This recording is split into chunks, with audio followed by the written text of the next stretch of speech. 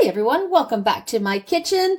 Today's culinary adventure, I'm going to be titling it, I made a beefy French onion pot pie. Out of pure panic, trying to figure out what I could put together from the pantry and the freezer and the fridge. And so this recipe was born that way, and I have been doing this on repeat for quite a number of years. It has helped me get through hungry nights. It has helped me get through, waiting for the next paycheck when I was a college student and younger. And again, it's something that you put together and it just melts in your mouth. Now, of course, some of these ingredients I didn't have before, as a younger person, but I might as well sort of spoof it up a little bit to what I have now come to love. And I love French onion soup. And I love the flavors of it. So I'm going to show you how to do this on a budget. Really budget friendly on here, and then I'll tell you what to substitute in there, and then you don't have to add in the alcohol that I'm going to show you, but this is the typical alcohol that would be added in a traditional French onion soup. And, we can just substitute that with pure beef broth, right? So today we're going to be making what I now proudly call this beefy French onion pot pie, and we're going to top it off with Pillsbury dough, just refrigerated biscuits. So I'll bring that out when we need it. I don't want it getting sort of hot on the board here. This dish is budget friendly. It's comfort packed dish created entirely on the fly. And I basically asked myself, what if French onion soup and pot pie had a little delicious little baby? Or got married, what would it taste like? And I was tired of making sloppy joes all the time, or, ground beef with tomato and pasta. So I wanted to sort of change up the flavor profiles, and this is what I came up with. So what you're going to need is, I've got about a pound of lean ground beef here. If you want to use extra lean, by all means, but I just picked up lean. And then I have an 8-ounce clam pack, and portobello mushrooms. I just slice those up. And again, the reason why I'm putting in the mushrooms is because that stretches the meat. So that gives you a bigger dish to make if you're feeding like 4 people, as an example. I have 1 onion, medium onion slivered, and I've got 3 small garlics diced.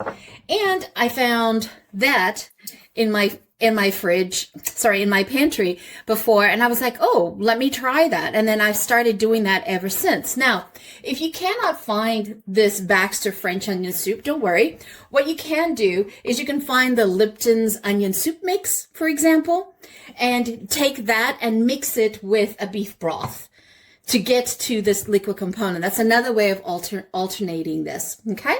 And you're gonna need some thyme. You can use dry thyme or fresh thyme, it's up to you. And salt and pepper. And then I'm gonna put some traditional French onion soup flavors to it. So I'm gonna put a little bit of cognac in here and some sherry. Just a little bit, just to get the flavor profile of a French onion soup. So let's move over to the stove, and we're going to start caramelizing the onions. All right, so we're going to add in a little bit of extra virgin olive oil, or whatever type of cooking oil you use. Remember, we're going through the pantry. It's budget. I just happen to have a little bit of that left, so why not? All right, so let's turn this dinner crises. These ingredients into dinner. Now, the reason why I'm starting with the onion is because French onion soup is all about the onion, right? If you had leeks, you could have added leeks in here as well. But again, we're just going through what is around. I rummaged through my onion container in the pantry. So let's just get this started to caramelize before we add in the meat. And remember, have everything cooked off before we put it in the oven. So we're just going to sprinkle some salt, some sea salt. And if this gets slightly caramelized on the edges, I'm not worried about it. That's just flavor in my world. Okay, so that's the clue for me to start adding the meat. Well, I hope you stick around and watch this recipe and do this recipe, because this recipe is easy, it's affordable. Honestly, it tastes way better than anything that you started with when you panicked and with desperation. You'll be so surprised. So we want to cook the pink out of the meat. It can be slightly pink in the middle, because it's going to be finished cooking in the oven anyway. So let's get a little bit of Maillard reaction going on this. Okay, so we're just going to season this. Then some pepper. You can use black pepper. I'm using whole blend peppercorn pepper. Now you could have just made the meat separately and then done the onion separately and done the mushroom separately. Well, I'm trying to do everything in one pot. Get dinner on the table really quickly and not have to worry about it. The reason why I like to use lean or extra lean is that I don't have to take out the grease out of the pot. So I'm going to throw in the sliced up mushrooms, and I like to season this as well. So you see what I mean by stretching your meat. I'm going to add in a tablespoon of cognac and a tablespoon of sherry. I'll start with that, and then I'll taste the broth and see if I need to adjust it. You just want to cook the alcohol away, because what's left is that beautiful flavor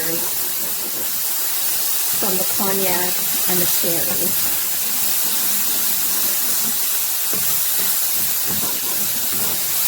Again, you could have just used beef broth. Okay, just before we add in the broth, we're going to put in the garlic.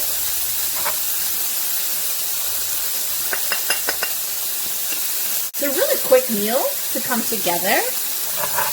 And just another idea to use ground meat, right? The portobello mushrooms add some beautiful earthiness to the dish. And I'm going to leave the ground beef chunky. Like, however it is, I'm not going to bother mashing that all down. So we're going to add in a can of beef broth. I always buy these things when they're on sale, and I stash them away. I always come up with something to do with it. So you want to add this in undiluted. You do not want to add in any more liquid, because that's where all the flavor is. So let that simmer down. You probably want to get the liquid to maybe 3/4 of what we see here. And so what I'm going to do now is just add in the fresh thyme. I'm going to put it in whole so I can fish it out, and then the remainder I will just take the leaves off. Now I would recommend that you taste the broth just to make sure you got your seasonings right.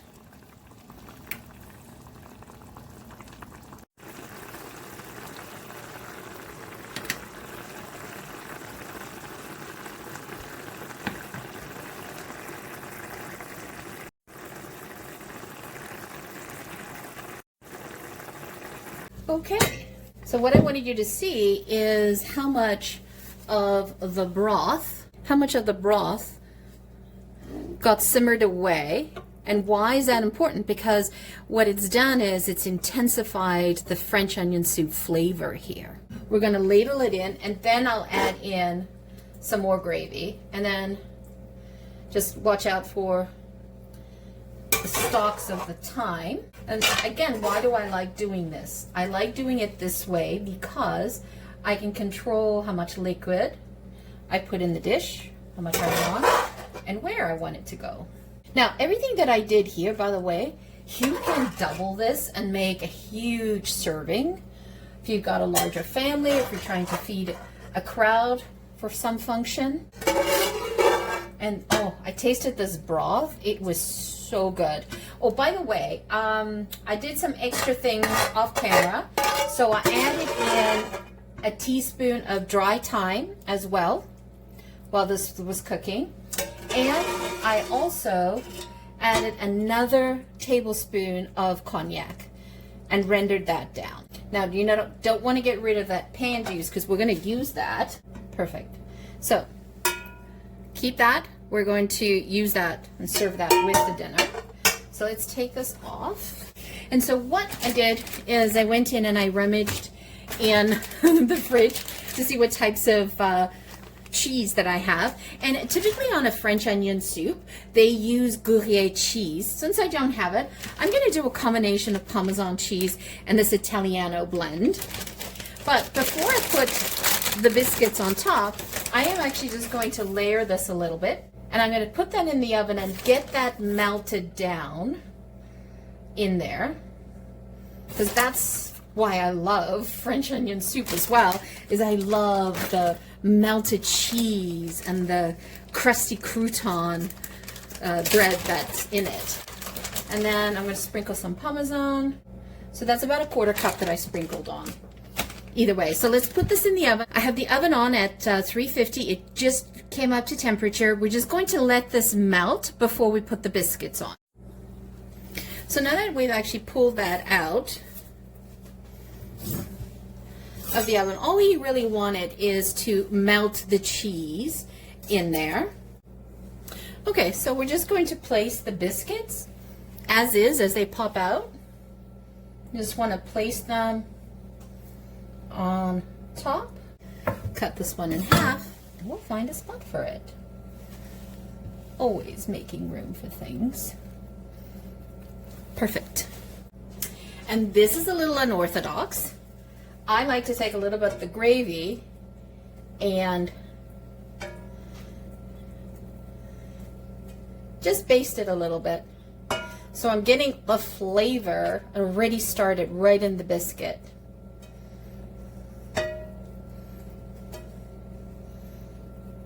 I like to flavor top and bottom. The broth is so rich. Okay, so this goes in the oven for about 15 to 20 minutes until it's golden brown at 350. So you watch it. Look at that bubbling. Wow. See, by just basting it with a little bit of the sauce, of the gravy, this is the leftover gravy, it gave us this beautiful color across the top. And you can come in and just do the sides if you want, just to add some more color. It's like painting. So let's cut into this. Let's scoot this over to the side. It's a little hot. And one of the things I forgot to mention is make sure you put this on a tray so that you don't bubble over on the stove. So let's see what we have here.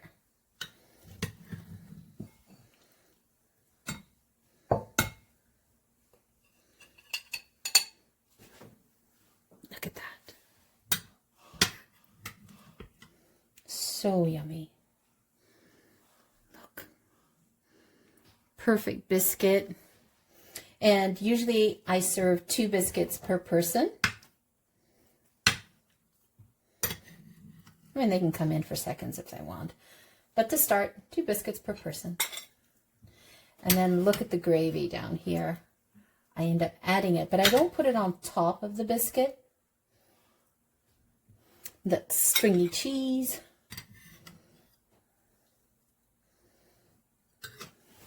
So what do you think?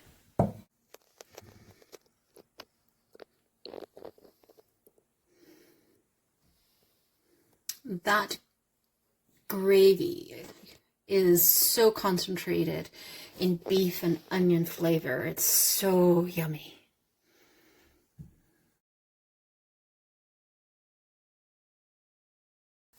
Okay, so let's give this a try.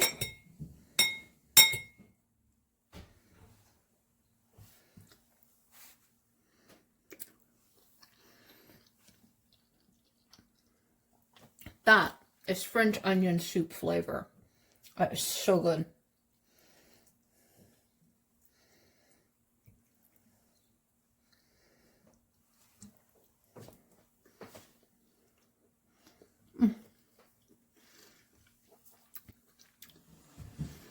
The biscuit just absorbs The juice down here is so flavorful. Wow. Well, there you guys have it, folks. I hope you enjoy it. It is my beefy French onion pot pie, and it is something that you can put together. It got born from a necessity of scrambling through what's in the cupboards and the pantry and the fridge, and I came up with this concoction. It is so flavorful, and it is a family favorite. It's on repeat. It's easy to make, and it is a budget stretcher. You can definitely stretch this for a large family if you want to. Again, whatever I did here, double it, triple it, quadruple it, it all works. So thank you so much for joining me. It's always greatly appreciated. If you're new to the channel, welcome. If you have not yet subscribed, hit that subscribe button, hit that like button. Help us promote our channels so that we can have more enthusiasts out there like yourselves enjoying the channel. We are looking to grow this channel and need your support. Asking you to do me a favor by hitting that like button and subscribe. It's absolutely free. Thank you once again for joining me. Have a fabulous day. Bye for now. Don't forget to hit subscribe.